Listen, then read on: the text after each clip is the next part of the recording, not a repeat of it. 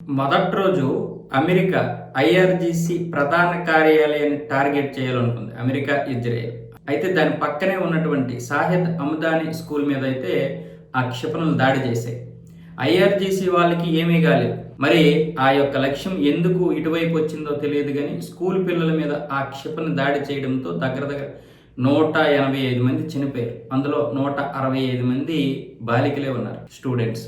ఇది ఎంత దారుణం అంటే ప్రపంచంలోనే అత్యంత దారుణాల్లో ఈ దారుణం కూడా ఒకటి. ఇవన్నీ కూడా అమెరికానే చేయగలుగుతుంది. అయితే ఇప్పుడు ఈ యొక్క దాడిని ప్రపంచ దేశాల ముందు తన యొక్క పరువు నిలబెట్టుకోవడానికి ట్రంప్ ఈ దాడి మేం చేయలేదు, ఇరానే దాడి చేసింది, ఇరాన్ క్షిపణులే దాని మీద దాడి చేయడం వల్ల అలా జరిగింది, బహుశా ఇరాన్ తన యొక్క దాడి మా మీద చేయబోయి అటు చేసిందేమో పొరపాటున, ఎందుకంటే అక్కడ ఇరాన్కి చెందినటువంటి క్షిపణులే ఉన్నాయని ఇప్పుడు ఇరాన్ మీద తోసేటటువంటి ప్రయత్నం చేస్తుంటే ప్రపంచమంతా కూడా ట్రంప్ మీద ఉమ్మూస్తుంది. ఎందుకంటే ఇప్పుడు యుద్ధాలు అనేవి జరగవచ్చు, తప్పేమీ కాదు, కానీ పసి పిల్లల మీద ఇప్పుడు ఆ పక్కనే స్కూల్ ఉంటుందన్న విషయం వాళ్ళకి తెలియదా?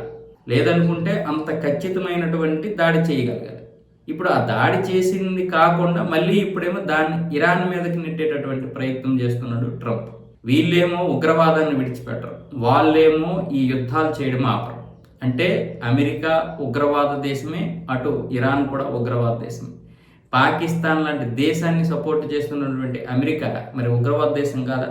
ఈరోజు మనలో మనం మాట్లాడుకుంటే పాకిస్తాన్ ప్రపంచానికి ఉగ్రవాదం నేర్పిస్తుంది, శిక్షణ ఇస్తుంది. అలాంటి దేశాన్ని అమెరికా సపోర్ట్ చేసి ఇరాన్ లాంటి దేశాన్ని ఉగ్రవాదం అని చెప్తుంది. మరి ఇప్పుడు అది చేస్తున్నది ఏంటి?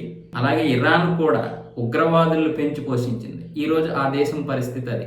ఇకనైనా ఇస్లాం దేశాలు ఉగ్రవాదుల్ని పెంచి పోషిస్తున్నందుకు అనుభవిస్తున్నటువంటి ఈ శిక్షల గురించి అయినా సరే తెలుసుకొని ఈ ఉగ్రవాదుల్ని నాశనం చేయకపోతే, ఈరోజు ఏదైతే ఉగ్రవాదాన్ని పెంచి పోషించిందో తెహ్రీక్ తాలిబాన్ పాకిస్తాన్, అదే టీటీపీ ఇక్కడ పాకిస్తాన్ మీద దాడి చేస్తుంది. ఈరోజు దానితోటి పాకిస్తాన్ పోరాటం చేయాల్సి వస్తుంది.